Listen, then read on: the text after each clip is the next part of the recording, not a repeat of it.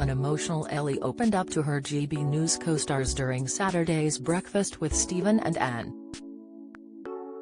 The presenter appeared to choke back tears as she explained she had been put through 16 months of hell by former airline star Leo Jones, who has been handed a 5-year restraining order by a court. Ellie began by explaining how the stalking began and said things got so bad she even became scared for her life. Ellie claims her stalker found her when she was at Windsor Castle reporting live about Queen Elizabeth II's funeral.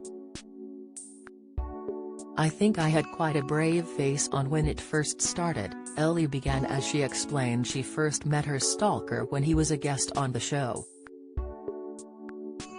"But it escalated quite quickly into, 'I love you. You're so precious.' Initially I ignored it," she told Anne before adding, "I thought as a female reporter it just comes with the territory. But after 6 or 7 messages in a row, I said, look, this needs to stop, it's making me really uncomfortable and it's inappropriate.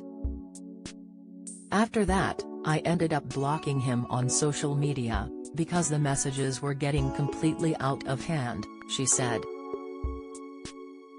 Ellie claimed her stalker ended up sending flowers to the GB News office, admitting she became scared of what his intentions were. The host went on to discuss the moment her stalker found her when covering Queen Elizabeth II's funeral.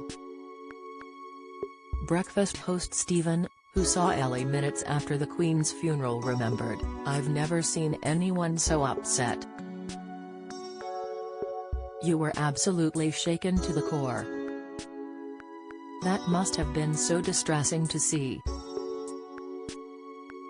At that point, it had been going on for over a year, 16 months in total, Ellie replied. "It was the Queen's funeral and as journalists, you know how much that means to us.